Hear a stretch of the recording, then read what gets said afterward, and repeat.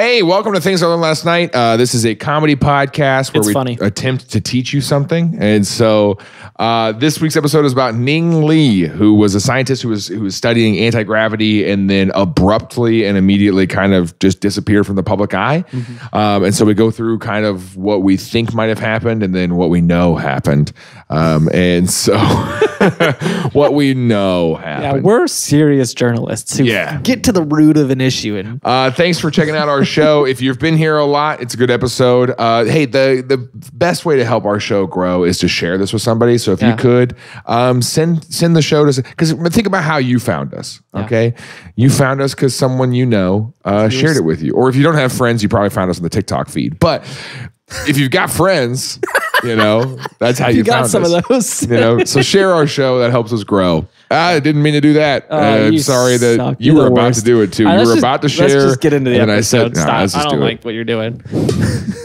I didn't mean to do it.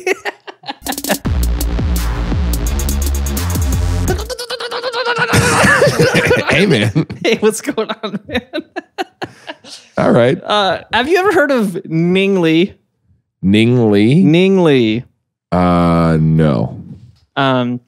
This is a fun one. Is this a person? Ning Li? Ning Li is a person. Yes, okay. That is a name.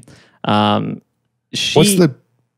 Never mind. Go ahead. Okay. She was a physicist in Huntsville, Alabama. I know about Huntsville. Do you? Yeah. They do space stuff there. Oh, you're right. Yeah. So she's... At Huntsville. She works with the space people. Yeah, the space boys. That's what they call them.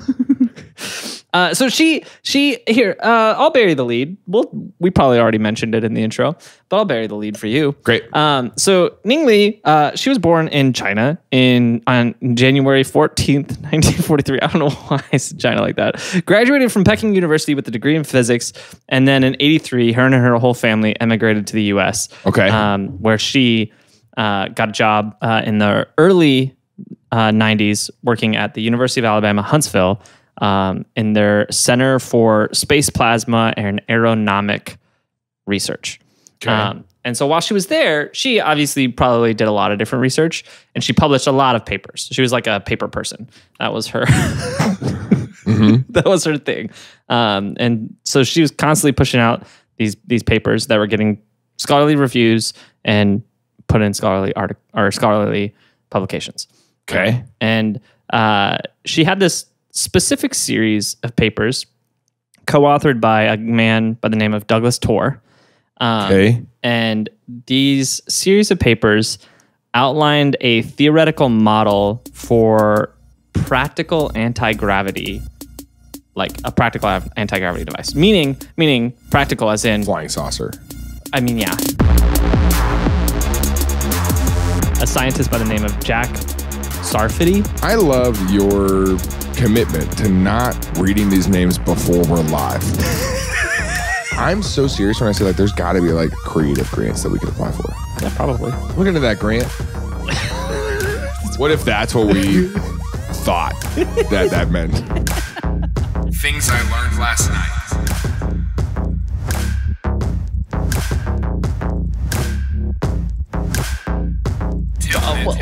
Not just flying saucers. Flying saucers would be probably included, but also hoverboards, like the Back to the Future hoverboard. Yeah. And then just like those cool things like trinkets that you can put on your desk that float.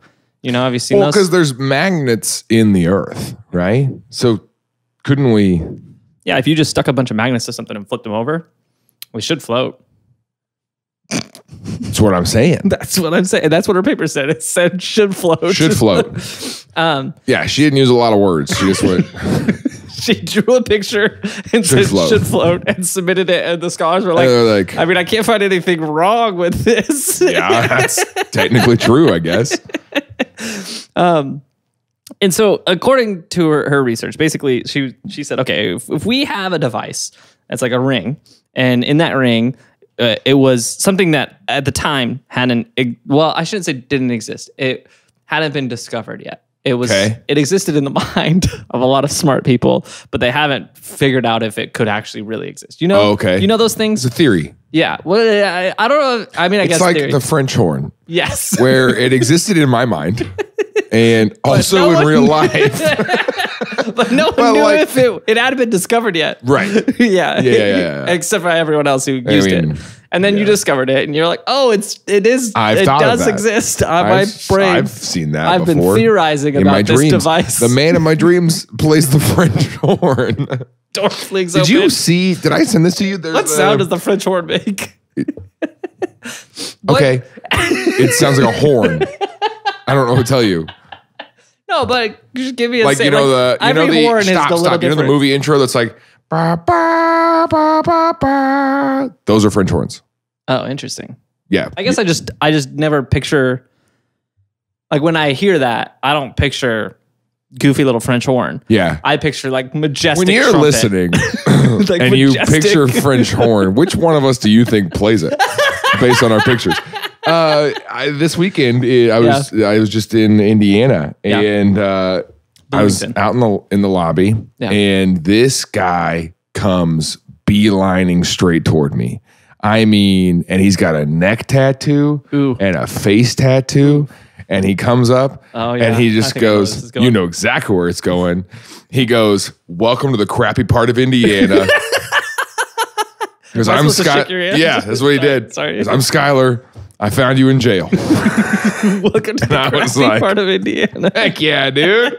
This is awesome. Yeah. I mean, when he walked in the building, like he was going to go, because it was like 3 services and he's like there for the last one. He's like walking in and he sees me and goes, like you with a robber. And like he, So Skylar, good to meet you, man. That's great. That's cool.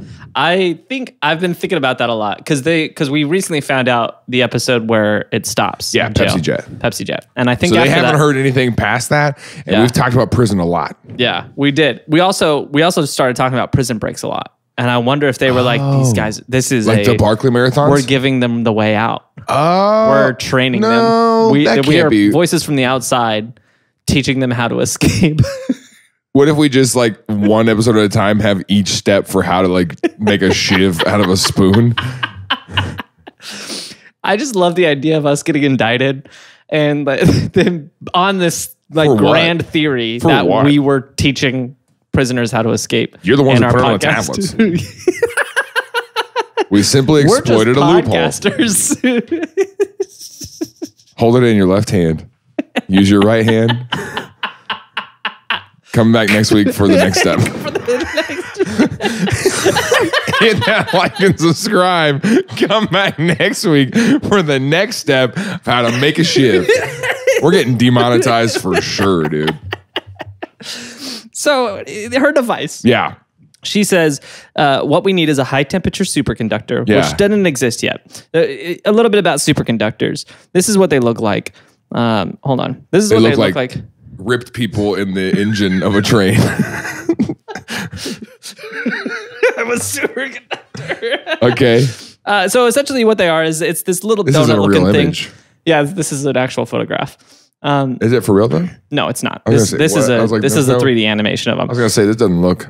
So essentially what it is it's a type of material that is so conductive that you actually don't lose any of the electricity like going through it. Because normally like even conductive things I got you. Yeah. Like there's a little bit of loss of power. These don't lose any power. And theoretically there's like magnetism in them where it does just this. It will reverse poles and push things up and they'll just kind of levitate above them. But up until this point, we knew that the only superconductors we knew of only were superconductive at ridiculously low temperatures, like 100 or negative 190 degrees Celsius. Yeah. So super, super cold was the only way that these existed. There was this theoretical idea that, well, obviously, if we could get these to work, there's value in superconductors. Sure. But to have them in a space where it's anything above negative 190 is like, there's not a practical use for them because of that. Because it's so expensive to get things. I was so unnecessarily aggressive. I was just getting rid of the trash. I was just throwing it to our new PA. Dude, it wasn't looking. Who will be unnamed. Right in the eye. We call him Pa. PA. Pa. Hey, Pa. What if you just thought his name was Pa the whole time? Didn't realize that PA was for production assistant. Hey, Pa. Hey, Pa. And he's like, yeah. I just thought it was your name. I just assumed that was your name. Isn't it crazy that all three of you are named Pa? What a weird name. What a crazy. I haven't met a single Pa. We got to figure out a way to differentiate between you guys. What are your middle names? You're Pa. You're Papa. You're Papa. Papa. All right, so superconductors. It's 10 a.m. I'm knee deep in a Celsius. You're knee deep? Yeah. What are you, smashing grapes and it's Celsius? You're just out there knee deep like those commercials? No, that's what, because your body, as you drink fluids, it just fills up. And so I've got it to my knees. Okay. This is where your liquid goes, what right? What commercial is it that they're like in the big... Is it cranberries? Cranberry juice. Cranberry juice? Yeah. For some reason, I was thinking it was Bush's beans. I was like, there's no reason they'd be standing in the beans. And that Bush's golden beans retriever is in the beans. In the beans. I'm like, that can't be. We love beans. Bush's beans. We got so many beans at our Bush's Beans factory that we just got to wade through it. Yeah. I mean, I'll be honest, when I was a kid, I thought Bush's beans belonged to George W. Bush. This is not a joke. I was like, those are Republican beans. Republic beans. Republic beans. Republic beans. Okay. I threw the water bottle. I thought it would be really funny, and you just really derailed. Threw me off. Sorry. You hit Pa. Okay, so obviously, yeah.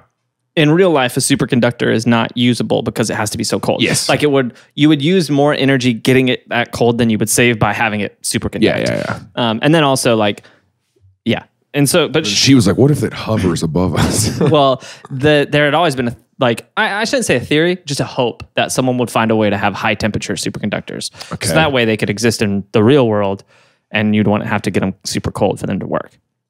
And so in her model, if you could get a high temperature superconductor, right? She said, okay, if there's a way where we could flip, you could have the superconductor spin one way and you could flip the ions in it and essentially it would reverse that polarity and then it could hover.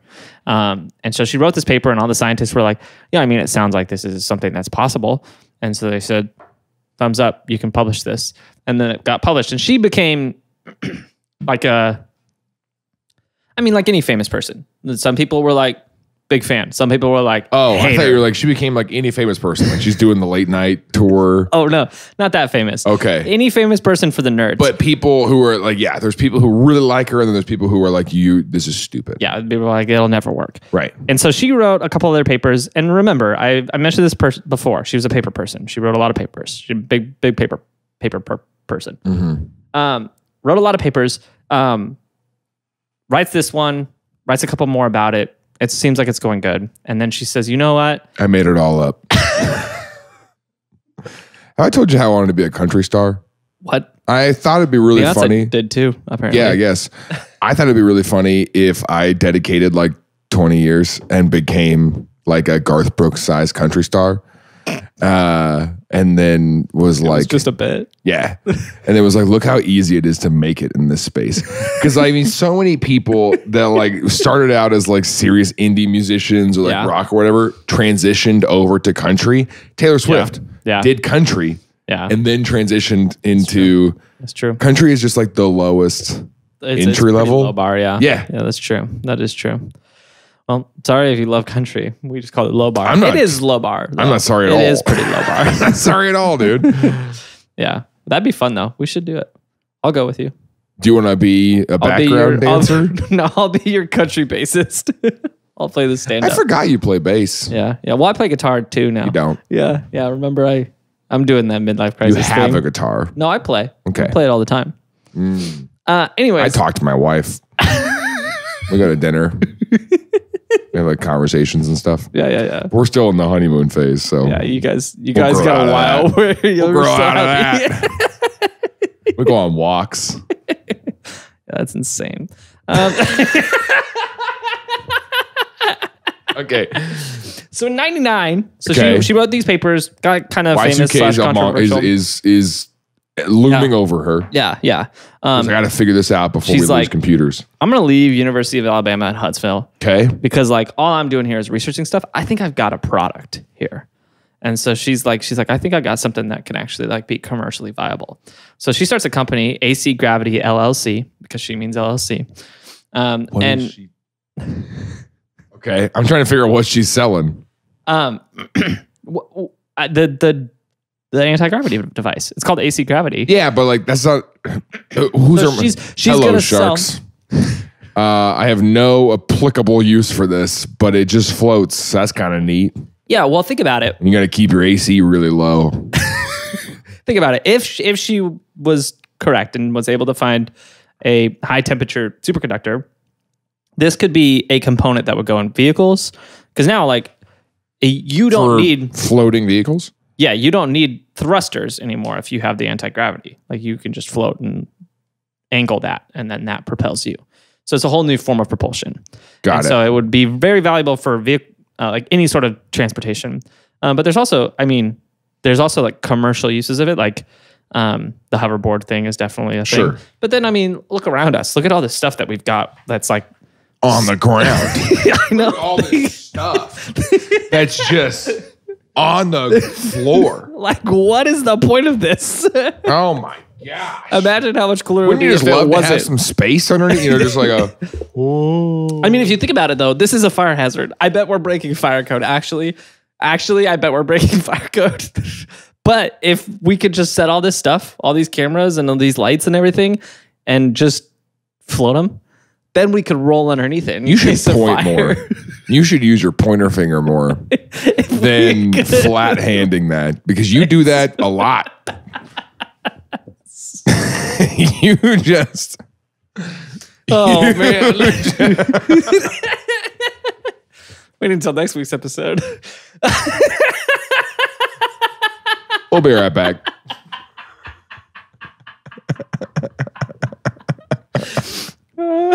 Okay.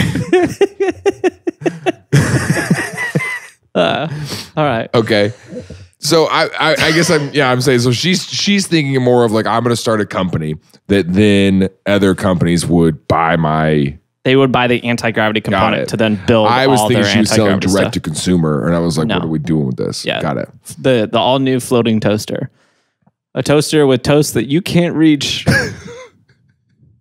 Hey. That's kind of the appeal. It's like you it's for fat people to eat less. You've had too many carbs today. We made it so you can't even reach your fridge. So she starts this business in 99, appears to begin working on this. She actually, here's the deal. Okay. Her colleagues apparently like really believed in it, because the chair of her department at the University of Alabama, Huntsville, a guy by the name of Dr. Larry Smalley, leaves his post to join her and starting this company. Along with her co-author, what was his name? Douglas Torr. They both leave. This is a fraud.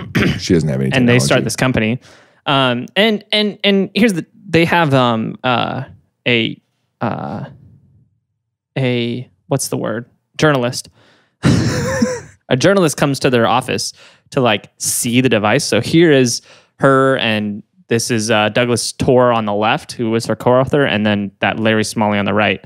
And so there you see, it's like a little donut, but it's not. It looks like a record player. Oh, that's actually a really good. The size. I was going to compare it to a really big donut, so that's a better. It's like a donut, but like a really big one. Like a donut where if you see it, you're like, I don't know if I could eat that by myself, but you do eat it by yourself, you know? Yeah. And then you feel bad all day. For sure. Yeah. All week. But yeah, it looks like a record player. It does look about just the size like of a record player. And so what they said, the bigger hole in the middle. Allegedly, what happened at this demo with this journalist is they said, hey, you can take whatever you want and place this above this device, and it'll just float wherever you left it. He went,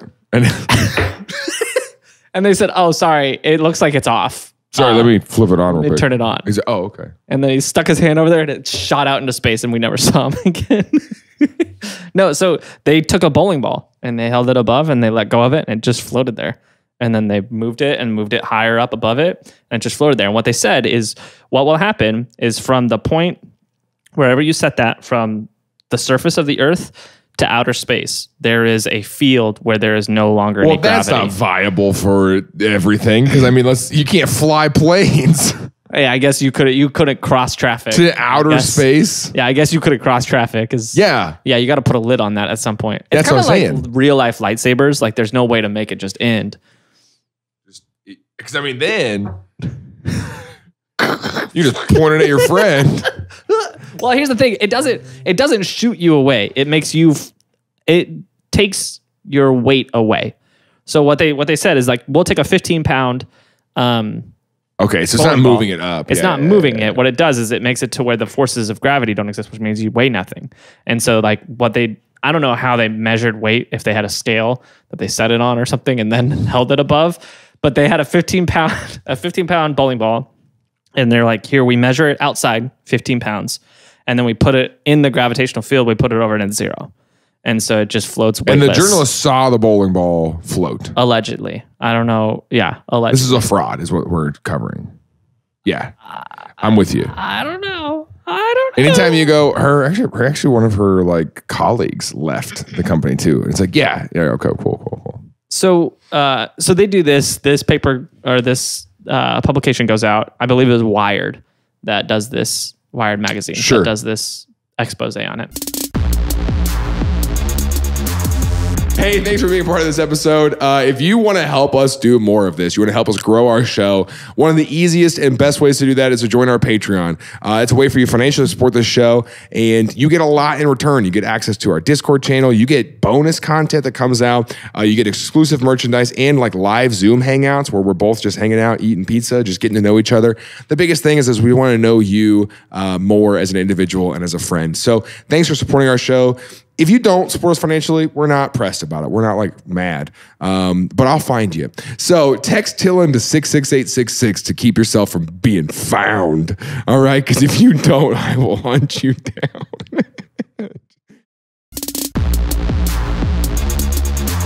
So in 2001, young company. Okay. They get awarded a grant from the Department of Defense.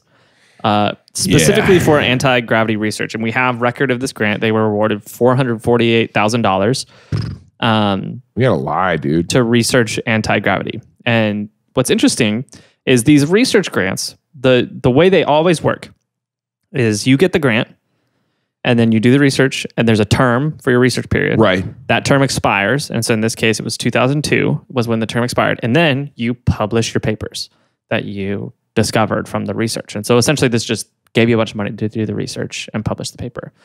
Well, what's interesting is that grant period went through, they got the money. We have a paper trail of the money going through to them. But then there was never a paper published about the research. And there's no evidence that the company ever did any work ever again. But we have paper trail as recently as 2021 of their LLC getting renewed. So they've been renewing the LLC every year, but we have no public evidence of the company doing any more work. Sure. Yeah. Okay. Conspiracy. Here's my thought. I think that the LLC is listed on some of the patents that they might have. Yeah. And so they have to keep renewing it to own the patent still. That's an interesting theory. No, I mean, it's the most likely. That feels more likely than whatever we're going to spend the back half of this episode on. What do you think I'm going to spend the back half of this episode I think you're going to be like, here's some theories.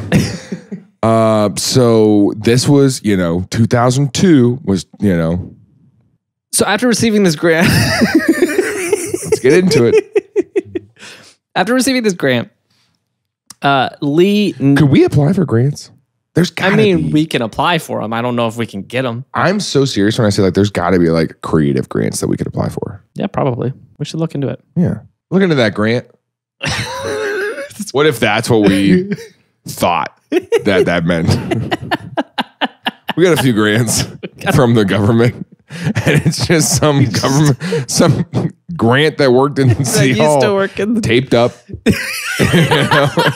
What? We took it. And he's taped up in the We got some grants.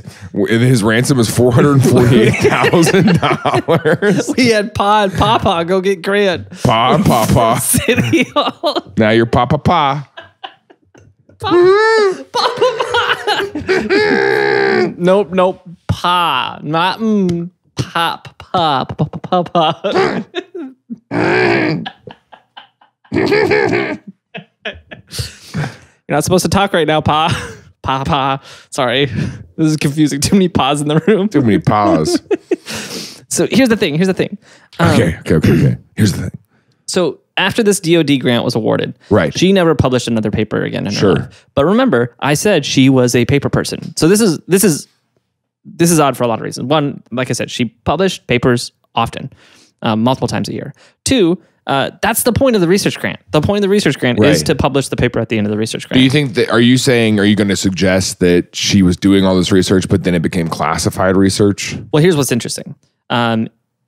Obviously, never published another paper again. Did we fill out a FOIA report for this? Never published another paper. It's always the 2018 FOIA. Where was it? 2021 FOIA? Yeah, this is the big one. What year was the big one? Yeah, I think it was 2021. Yeah, the 2021 FOIA report that, Tim was like, everything's real. So she... except the moon landing. The last public record we have of her doing anything is in 2003 at the MITRE conference. I think that's pronounced MITRE. Okay. And so she gave a presentation about the measurability of AC gravity fields. And she had a co-presenter who was an official from the Redstone Arsenal, which is the part of the Army's aviation and missile command. Okay. And so they kind of co-presented this PowerPoint together. She did one slide, he did one slide, and they were like, look at our word art. It's 2003. I'm sure they had word art.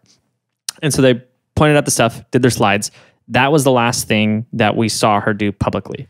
A few months later in May, there was a private email that she sent to some of her former colleagues that we have record of, where she claims to have conducted some experiments where there was 11 kilowatts of output from her device. Okay. What's significant about 11 kilowatts? None of us know, but apparently she seemed excited about that result. Yeah. How much does my microwave put out? How many kilowatts in a microwave?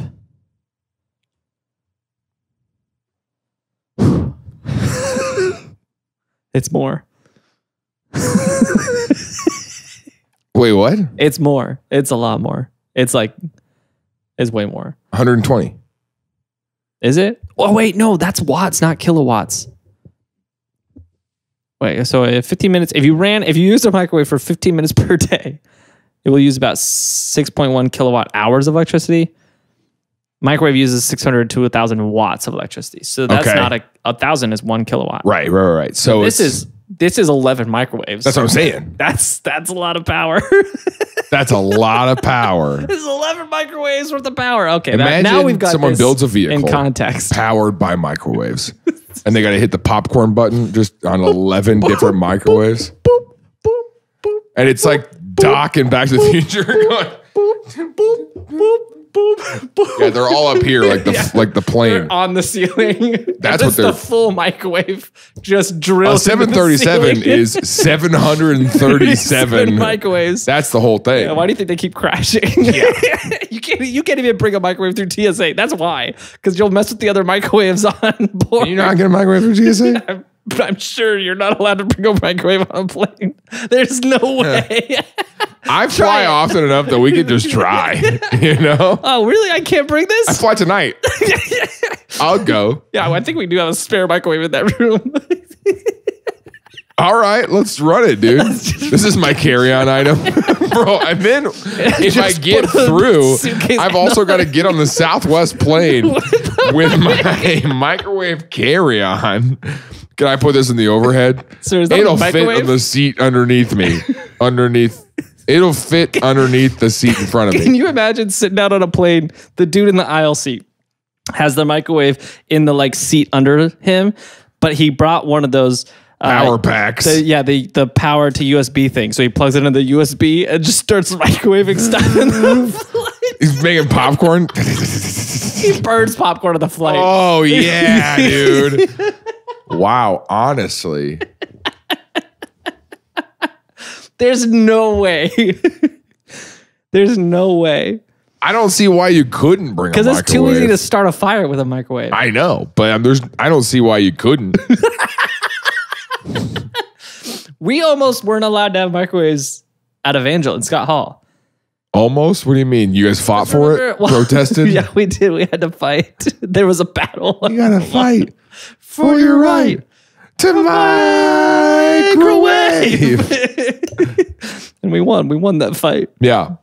Anyways, so she's got 11 microwaves worth of output coming out of this thing, and she's excited. She emails all of her colleagues. She's like, oh my gosh, you're never going to believe how many microwaves worth of power we got out of this thing. And everyone saw that and was like, wow, good job. Congratulations. Thumbs up emoji. What are you doing? Googling. Can you bring a microwave? Microwave is allowed through the checkpoint. Oh my gosh. Can you plug it in? I love this that is it wild. says it should be removed from luggage. Oh, did you look it up? You can't have it in your luggage though? Is it kind of like the iPhone? You declined my airdrop sending you the Google result. Me? I did? I tried to send it. Oh, I didn't even get a notice for it. Wow. This is crazy. The list on TSA.gov. You can bring? Yeah. So here's the deal. We might have to bleep this, but if you bring just a bunch of forks, I think you can bring forks, right? Maybe not forks, spoons. Forks. And a microwave. Utensils. Yeah. Sorry, can I just read a little bit of this? Yes, read it to me. It's on some travel website talking about, we're not sure why airplanes would allow you to bring a microwave, but it's allowed. It says you'll want to verify that your airline allows microwaves on board and that yours fits within the size limit for carry-on bags or personal items. There's nothing worse than backing up the boarding process because you can't fit your microwave in the overhead compartment. Yeah, can I take kitchen appliances on a plane is an asked question on kayak.com. This is... I mean, nothing's worse than when you're on vacation, you just find an appliance you really want. Blenders are allowed. You just can't have the blade in the blender. What, do you ship the blade separately? Like, this article also says you can bring live lobsters. Hold on. Did we talk about this recently? Yeah, I just got a bag full of lobsters. Yeah, this bag is all lobsters and this bag's microwave. I will say, there was a flight. Where were we at? Goodness, we were on a flight. And the plane smelled like fish. You know that? Oh, that yeah, that's smell? the worst. You're like, what's going on? That's so nasty. I think it was actually to our thing anyway. We were flying and we get to baggage claim and there's a person who had gone like to Alaska and gone fishing and they had checked a gigantic cardboard box of like fish. And so the entire baggage claim smelled. That's and I was like, worst. oh, that's the smell that was coming up into the plane. Yeah, it's that guy. It's that guy. Yeah. Yikes. Luckily, I had my microwave there. Yeah. Luckily, I took said, all let's the just cook fish some of and this threw up. them in there. Yeah, it'll smell better if we cook them. Yeah. And then it brought everyone on the plane together, just to like a meal. Everyone on the plane got to have a meal together. And because another kid had 2 loaves. Crossed some boundaries, yeah.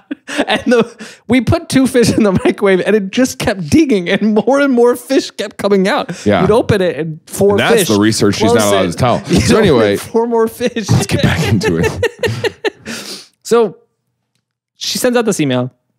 All of her colleagues this is 2003. are like, all of her colleagues are like, wow, that's impressive. But we have literally not heard from her since that email. No emails. No, she's not been in public. No emails. No public. Let me see record, your picture again. No. I'll find her. No public record of her. No. Here's a good picture of her with her eyes closed. Here, I'll show you one with her team. I'm gonna get you. And so she was someone who was pretty well in the public eye, at least in her field, who Sure. just all of a sudden was out of her field in 2003. And so there was some work done to try to track her down. Someone thought it was a little odd in 2004, a journalist by the name of Tim Ventura. And so he contacted another scientist that worked in the field by the name of Eugene Podkletnov. That's this guy, Eugene Podkletnov. Okay. He tells this journalist, he says, okay, here's the deal, Mr. Here's what happened. Mr. Tim Ventura. By the way, a little bit about Eugene. We probably should establish who this guy is. He's a Russian scientist working at TAMP Pierre University of Technology, which is in Norwegia, I think. Sure. He published a bunch of papers on superconductivity, was also researching anti-gravity, also did like expose in Wired magazine. Wired was, I guess, into this for a minute. Yeah. He was expelled from the university in 97 for some reason. I don't really know. I couldn't track down why. Okay. But then he went and tried to work in the field and then kind of fell off the face of the earth after that. Who knows what he did? Maybe he discovered something he shouldn't have. Okay. So Eugene tells Tim Ventura, this journalist, he says, okay, here's the deal. He said, the email that Tim has on record for Ning Li, Tim says, I've been emailing her like every couple months for the past few months, and I'm getting read receipts, but I'm not getting any replies. So I know she's opening it. I know, or at least I know somebody's opening them, but nobody's replying to me. Sure. And so Paklanov is like, oh yeah, that makes a lot of sense. And he's like, she is currently still working with the DoD, because he claims he's working with the DoD as well. Okay. And so he's like, she's working with the DoD, but she has a higher level security clearance, so she's not allowed to talk to journalists or anybody about anything that she's doing. And so it has to be very underground what she's working on. And so she's probably seeing it all, but she's just deleting it because she's not allowed to respond. Eugene says, I also don't have like a contact number or an email for her. Like obviously you have an email that's getting to her somehow, but I don't have like a direct line to her. But he's like, yeah, she's working at the DoD. So Tim puts this out and the public's like, oh, cool. So she's still working on it. And clearly she was like, I don't want to say the front runner in this field, but pretty close to it. Like she seemed to be making a lot of headway. And after getting that DoD contract, like went pretty underground. Right. So it seemed like she might have found some things, right? Well, in 2008, a scientist by the name of Jack Sarfati answered a question on an interview. I love your commitment to not reading these names before we're live. You know? I've read these names a dozen times in preparation for this. You go, Jack Sarfati? Sarfati? So Jack Sarfati, he gets asked a question in an interview that was put up on a YouTube video in 2008. Okay. And Jack Sarfati is another scientist in this field. He's also researching anti-gravity. He says, this is just a direct quote. I'm just going to read the quote from him. So here's what he says. This is very important from a national security and political point of view. One of the key scientists is a Chinese woman named Ning Li. She has disappeared and gone back to China.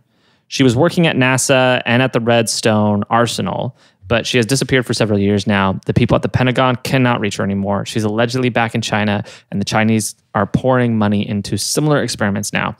That's why our intelligence guys are very interested. The most likely people to develop the first anti-gravity propulsion technology are the Chinese. And so this interview... He didn't say it like that, though. Why did you say it like that at the end? What? Are the Chinese. Okay, I don't know how he said it. I just read the interview. Why did you say Chinese?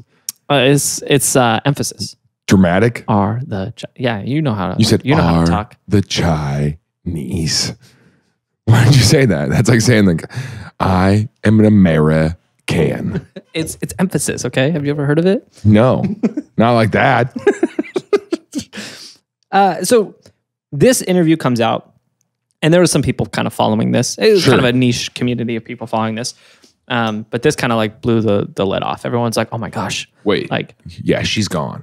China got to her. Yeah. They took her, and like now they're using her to get ahead of everybody on the anti-gravity stuff. Right. There's some issues with Jack Sarfati, though. Okay. Jack was kind of blacklisted from most of like legitimate science communities, and he was one of those guys who like started up his own lab and was like, I'm doing my own thing and I'm like researching truth and stuff. Here's the thing. Here's his profile picture on Twitter. And so that tells you pretty much everything you need to know about him. I also don't understand how he made this or why he made it the way he made it. Because there's just like... There's 4 different people in it. Yeah, he's the one on the left with the hat. But people who wear those sunglasses, like the really thin ones, like the small... Yeah. Untrustworthy. Yeah, I don't like that. That's a pretty untrustworthy trait. So so he and his Twitter is littered with like I'm trying to think of a nice way to say this. Conspiracy theories? Yeah, it's UFO stuff, conspiracy stuff, racism, tons of yeah, that's definitely true. That tracks. Definitely some of that. Lots of RFK. Yeah, definitely some of that. Oh yeah, some light bigotry. Yeah.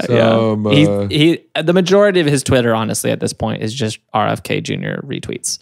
Oh, nice. So that's the kind of guy this guy is, and so it does kind of check out that he would just honestly just assume this. That Ning Li is back in China doing this. Oh, she's back in China. Yeah. She's not even from there. And this is and to be fair, this is 2008 too. And so like the world was a pretty different place at the time. And I think he had just lost his house in the market crash. Yeah, probably, honestly. So it could have been okay. Yeah. This in shortly after this, I think it was like 2017, there is this video that comes out by a YouTuber by the name of Barely Sociable, who covers the story and is like, no one knows where she is. Isn't that crazy? And covers the whole story, covers some of these theories of like, maybe she's working underground with the DoD. Maybe she did actually get approached by China and is back in China doing this. Maybe aliens are like, hey, you're revealing our secrets. Okay. Stop doing that. And then they're like, want to see how we built the pyramids? And she's like, that'd be cool. And they're like, okay, we're going to take you to Mars. And then they dropped her off and left her there. That's a possibility. He didn't mention that in the video. That was just kind of something I thought of just now off the, like that was just straight out of my brain. Pretty impressive, huh? I actually have this in my notes. Aliens in parentheses, cuttable segment. I didn't cut it though. I thought it'd be fun. Okay. I'm sure wish you did. Rest of that out. So Barely Sociable does his video, right? Okay. And he whatever does all that. It does really good. It gets like 3 million views. Really well. And everyone's like, no, really good. And it does real good. It does real good. And there's a large population of people now all of a sudden that are like obsessed with the story. They're sure. Like, where's Ning Li? What happened to Ning Li? Why don't we have anti-gravity yet? Okay. Did fossil fuels shut her down? Because if this works, that's true. Fossil fuels like, hey, we threw that body in the ocean that one time. Let's do that again. You know, they've got a precedence for this. Do you think they're hiring out those things? What? Like their assassinations? Yeah. Yeah. Is there like one company that's doing it for all of them though? Because like he did it for the Rockefellers, he did it for Boeing, he did it for. You're saying there's like an assassin like brand agency. Yeah. An agency. The agency. That's what they call themselves. That's kind of hard. They call themselves the agency. Yeah. Thanks for coming to the agency. Cool. Yeah. Pretty cool. We take care of problems. Well, no, we discreetly handle issues. There you go. Yeah, that's the brand. So yeah, the agency took care of it. Yeah. Well, there was a local journalist by the name of Noah Logan, local to Huntsville, Alabama. And he was like, hey, this is something that happened in my community. And he was like, what if... I see her around all the time. She's actually a sandwich artist at Subway. Yeah. She's the manager there. But she's managing a Subway. She's managing a Subway. Here's the thing, though. All the meats float. It's the weirdest Subway I've ever been to.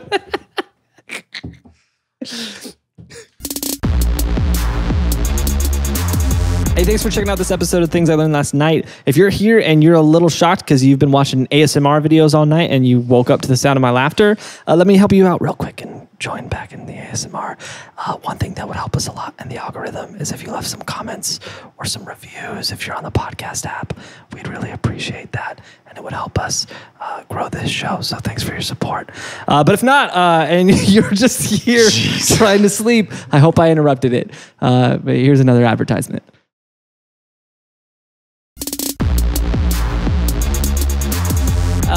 No, it was a Subway, but she bought it in 2003 and renamed it AC Gravity LLC. But you walk in, but it's still didn't change anything. It's still 2003 Subway. Yeah, they've got all the like still, the meat pictures in New York City on the wall for some reason. You're like, what is the New York City it's thing? The subway system. Here? Oh, that does make a lot of sense. There actually. You go. Okay, yeah, whatever. Idiot. Yeah, subs and Subways. Okay, did you see that Subway's doing $6 6 inches now? $6 6 inches? $6 6 inches is what the graphic says. So they didn't learn their lesson. Yeah, I was literally about to say we that. talked about this on here before? Yeah. Okay. How they and that is absurd too. Let's talk about it again so I can get a social media clip. Yeah. Go for it. It says $6, 6 inches. They did not learn their lesson. If you've not heard us talk about this before, when they did $5 footlong, that was a huge campaign. Yes. And it actually was huge. Way more than it was, I think, supposed to. Yeah. But anytime that you market something as a certain price, the dollar menu, 4 for $4, yes, $5 footlong, yes, that's not realistic to keep up with forever, obviously, because burgers used to cost a nickel. Yeah. You know? And eventually things just cost more. That's just how the world works. That's how inflation happens, right? So it's very short-sighted marketing. I can't believe they're doing it again. It's crazy because I still... if I go to Subway, I don't go to Subway often anymore. Yeah. But if I go to Subway and I order a footlong and I see the price, I constantly am like, this is overpriced. Exactly. And I never. Because you go, oh, it's supposed to be $5. Yeah, I always walk away feeling ripped off. That was almost 20 years ago. That's not realistic to do that now. Yeah. You don't know how much a chicken sandwich at Chick-fil-A costs. They never market on their prices. Yes. And they also never give discounts. They never give 20% off. Because every time I order pizza, if I don't have a little coupon, I feel like I'm overpaying. Yes. Yeah. That's smart. It's just short-sighted decisions that, and it's blowing away. I mean, that's the thing with Wendy's like surge pricing. Yeah. If Wendy's didn't announce that, I bet most people would never have noticed. Yeah. If they would have just did it. Wendy's just quietly started doing it, but also once someone figures it out and then you realize that they've been quietly doing it, it's like the Amazon thing. What's the Amazon thing? We talked about this earlier, the Just Walk Out stores. Oh, yeah. And so they have an AI that tracks your movement. If you know the Just Walk Out stores. Alex, have you heard this? No. Okay, great. I'll tell you. The Just Walk Out stores were this big thing in 2017 where Amazon was like, you can just go in, you scan your card when you walk in, you like scan your credit card, and then you just pick up a bottle of water and a bag of chips, and the AI is watching through these cameras up here, and it is charging you for the items that you pick up and put in your bag, and then you just walk out. Right? And they were like, look how advanced our AI is. Yeah, people start dumping money into the Amazon stock because their AI is so advanced. We want to get in early on this. What else are they going to do? Yeah. Turns out they were supplementing their AI. The AI was tracking you, but it still had to be manually checked. And so they were using cheap labor from India. Who was just watching the who was watching each individual person to make sure that the AI actually grabbed the right stuff and then would just correct it or use it. So really, it was just a person going, okay, they grabbed a bag of chips and they grabbed a bottle of water. Yeah. And you know what's going to happen to them? They're all... Nothing. They got super rich and people bought a bunch of stock. Yeah. Because they were like, this AI is so crazy. AI is incredible. But it was just cheap labor from somewhere else. Yeah. And that's crazy to me. Yeah. Happy capitalism. You are a conspiracy person who like falls into these deep holes of like, oh yeah, they made someone disappear. I'm just looking at what they're outright doing. And I'm getting radicalized. Like, what is happening? You know, and I owe money to the IRS because I'm self-employed. Yeah. And if I don't pay it, they're going to arrest me and put me away. But what's going to happen to Amazon? Nothing. They're going to charge you $2.99 more a month for ads. Yeah, because they're not making as much money off those stores now. They got to supplement that income somehow. It makes me so irrationally angry. So anyway, and Subway's going to get rid of people. Did you know that? What? All together? Well, I mean, the human race. Subway is trying to Someone's going to annihilate the world. No, they're. Maybe you go into a Subway now, you can't see the meats anymore. Do you know that? Oh, I did. They've done the thing because Pickleman's, you can't see the stuff. You can see it, but like you gotta you're behind the counter. You gotta look over. Yeah, but you can see. I bet Chipotle and Subway are both going to go to this model where you don't see the food pane anymore. And they're pushing more like order ahead. Plausible deniability. Yeah, they just want you to order on the app and then you can show up and pick it up. Yeah. I mean, I always felt like whenever I worked at Pickleman's, it was very inefficient to let the customer be a part of the process while you're making it. Like I was like, just tell me what you want at the beginning. I'm going to make it. Because then otherwise they're sitting there and they're like, oh, what if you do that? Oh, could you put some more? Can you change? Exactly. And it's the putting more that the business is like, because this is true. The formula for a Subway sandwich, if you want olives, is 6 olives on there. 6 little olive rings. That's insane. For a foot-long sub. That's insane. What they want you to put on there. That is an insane amount of olives. That's so little. You might as well not barely olives. Yeah. And they go, just put 6 little rings on there. Yeah, that's not olives. So if you're putting more than that, that's no lives. That's no lives. We should be marketers. We're good at naming stuff. All lives matter. That should have been their campaign, not $6. All lives matter. Olives matter. As many olives as you want. Put it on the sign. Get as many olives as you want in your sandwich. What sandwich are you putting olives on anyway? Black olives? You put it on the sandwich and you put them side by side all the way across the sandwich. So you close it. There's a thin black line all the way across of olives. Just falling out? What do you do? When you have olives that fall out of your sandwich, do you pick them up and eat them eat them separate? Eating black olives? Or do you just open them and toss them back in and close it up? All right. So anyway, that was my Subway rant. So Noah Logan, he's a local... That took up 15 minutes. Let's wrap this up. He's a Huntsville Business Journal journalist. Yeah. And so he says, he watches that YouTube video and he's like, I bet I could figure this out. He's like, this is local. He's like, there's probably not that far I have to go to figure this one out. And so he releases an article July 30th, 2023, because he did figure it out. And so he tracks down her, well, first of all, I should say, he finds her obituary from 2021. So after the very sociable article or video came out, her obituary comes out. She died in 2021. And the obituary says that she was like an accomplished astrophysicist, worked for NASA and the DoD, and contributed greatly to the world of science. Right. And so he tracks down her son and reaches out to her son and is like, hey, mind if I come over to your place for a bit? And the guy was like, for what? He's like, I just want to come over and hang out. He's like, I'm just looking for some company. Just looking for some friends. And so the guy says, sure. And so the son lets him come over. Her son's name is George.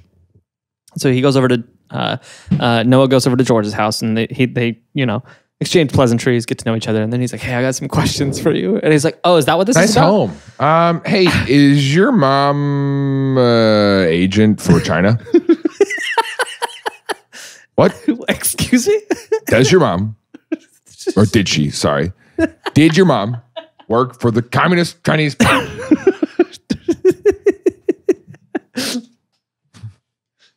Just that like really hard, like... Yeah. It's essentially the interview that the what's his face, the senator, did for the CEO of TikTok. Yes, yeah. The same thing. Like, yes. Do you have any loyalty to the CCP? No. I'm Senator. I'm Singaporean. I don't know. I don't care what kind of diet you're on. It's so stupid. So this journalist Noah asks George, and he says, "Hey, did you ever talk to your mom about her work?" And he said, "Yeah, I asked her once." And this is a direct quote. She grabbed my face and she said, "Never bring this up to me again. Men will come for you and they'll kill us both. Men will come for you and they won't look like humans because they're not. You will end up tied up in a podcast studio listening to two idiots ramble about conspiracy theories and aliens. They're going to be making stuff up and Tim's going to spit his Celsius on the carpet, dude. That's not the life you want to live, son. Don't go down that path." So here's the deal. He says, this is a direct quote. He says, "Yes, I said, Mom, do you need to tell me something?" She told me, "First off, you don't..." Sorry, it's crazy. You don't talk to me like that. How close is She said, "First off, you don't know anything. Second off, if you even think you might know something, you forget about it." And he says, "I said, okay, that's fine." So honestly, I would really like to treat my children like that before they have the internet and can figure out what I do. You stand up and your parents are like, "What do you do for work?" First of all, never ask that question again. Second of all, if anybody asks you that question, I work at Subway. Tell them. Tell them. He's a regional manager for Subway restaurants. No. That's too high of a position. I am just a sandwich artist. I clock in, I work maybe 25 hours a week. No benefits. So the conversation continues, and George does confirm for Noah that she never stopped working for the DoD. She continued working for the DoD throughout the rest of her career. But he also said she never left for China. What's interesting, though, in 2008, he does remember China did approach her, and she turned it down. Approached her. Yeah, they were like, hey, what if you came and worked over here? They were like, hey, can we come over to your house real quick with some questions? And she was like, sure. And so, yeah, China approached her and asked her, hey, what if you came and did all this stuff for us instead? And she was, I guess, she was like, patriot. Hey, I don't know about that. I think she was more like, I am more afraid of the United States government than I am of you at this point right now. Yeah, the position, the current state in my life. And so she turns them down, and they're like, fiddlesticks. And so they go back to China. And then a couple years later. Don't say that word. Sorry. Shucks. Because Robert's going to think it's the end. You're right. He's going to be so confused. Too close. Shucks. And they go back to China. Darn. Couple years later, her mother passes away, and they won't let her back in the country to go to the funeral. And so they are like, she gets barred from entering China. Yeah. Give us your secrets. Yeah, they're like, tell us about gravity. And she was like, I am the most anti-gravity person you're ever gonna meet. She looked the Chinese Communist Party in the eye, and she said, you don't know anything. And if you think you do, you forgot. Forget about it. That's an aggressive thing to say to someone. Your parent either works for the DoD or the MOB. You know what I'm saying? That's the only two options. And so he does mention that he noticed a change in his mother after she left working at the University of Alabama. Yeah. Because he said, I think the secrecy really wore her down. And she also I think she expected a different experience. I'd be curious on some psychological studies of people who work in like defense and like have to be super secretive. And not even just defense, but like just other sectors that your whole work is NDA. Yeah. You know, that you're not allowed to talk to your spouse about it. Yeah. Yeah. I'm sure that's tough. Yeah. And it clearly, I'm also curious about the rise of workplace romances that could happen, because the only people that you're allowed to talk that's interesting. Yeah, you should do a study on that. Maybe we could get a grant for it. Grant, get on that. You'll see your family when it's done. But he says ruthless. He says that she clearly was really struggling with it, and he also mentions, to be clear on the bit here, just if you guys aren't sure what's happening, we have kidnapped a person named Grant. And it's not like, we're joking. We did this. We followed through. We always follow through on our bits. You can, if enough people buy the hat that says free Grant. .com, we'll do it. Then we'll let him go.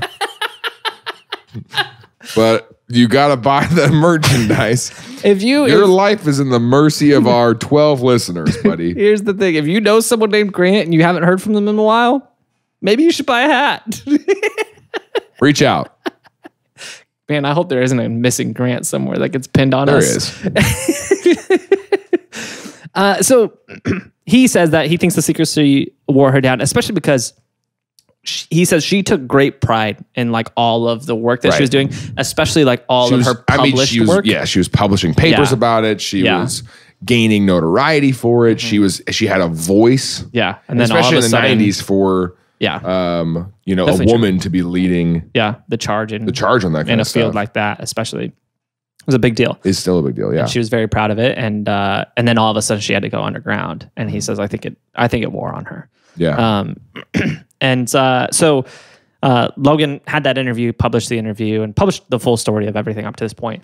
He also submitted for a Freedom of Information Act on her work, and along with a lot of other people. He found record of many other FOIA requests that have all been denied. So they don't want anyone to know what she was actually doing. It's apparently still top secret. She ended up in 2014 getting... I can't. I'm the worst. She ended up in 2014 getting hit by a car. I can never do these transitions. Hazards of the job. Just like tragedy. They were trying to figure out anti-gravity and it didn't work. What if she was taking that donut around and throwing it in front of cars to see if they'd shoot up? And yeah, so she gets hit by a car, and it was actually really tragic because her husband witnessed it, and he had a heart attack. He passed away a year later from as a result of the heart attack, and she actually ended up having a traumatic brain injury that gave her Alzheimer's. And so for the next 6 years, she lived on the rest of her life with Alzheimer's. Her son, George, took care of her until she passed away in 2021. And so this was, by the time that Barely Sociable video came out, this accident had already happened. She was already out of her career. So things were not happening. Yes. But no one would know about that because at that moment, she's just home, bedridden, pretty much. So here's the thing. Ning Li probably made some discoveries with anti-gravity. Okay. Whether or not they're actually things that are in use. Yeah, it's questionable. But here's something pretty significant. I don't know if you saw this. After you remember when David Grush did that hearing with the Congress about the aliens that he witnessed? Yeah. One of the things that came as a result of that was a massive report that Congress did an internal study, and they publicized this big report. A lot of stuff in there that they couldn't explicitly discuss, but after their kind of conclusion in that report was that there are, after looking at the classified documents of this and talking to people who have high enough security clearance to know what's going on, they said, we do not believe that this is non-human intelligence that's controlling these crafts.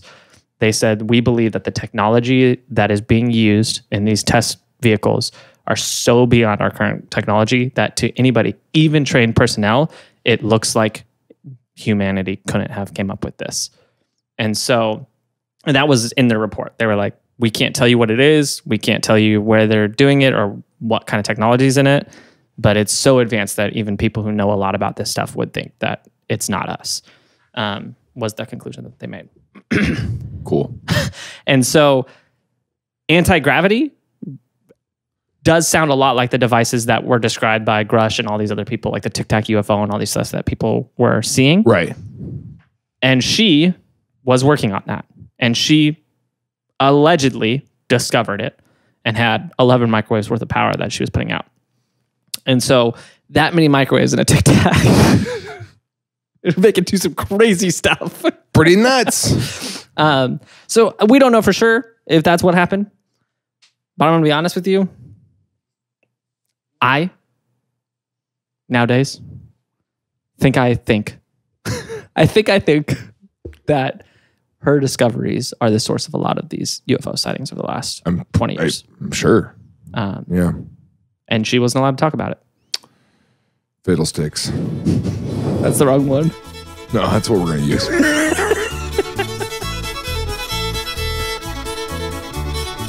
Hey, thanks for checking out this episode. If you liked it, we've got another one, Rudolph Diesel, another guy who had some really incredible discoveries that just disappeared out of nowhere. So if you like seeing people disappear, then you might like that episode, Rudolph Diesel.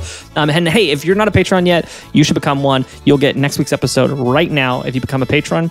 And if you're not a patron yet, but you want to support the show, the best way you can do that is by sharing this with your friends. Go ahead and hit that share button, send it off to them so they can find this podcast and enjoy it just like you do. But until next week, thanks for checking out Things I Learned Last Night.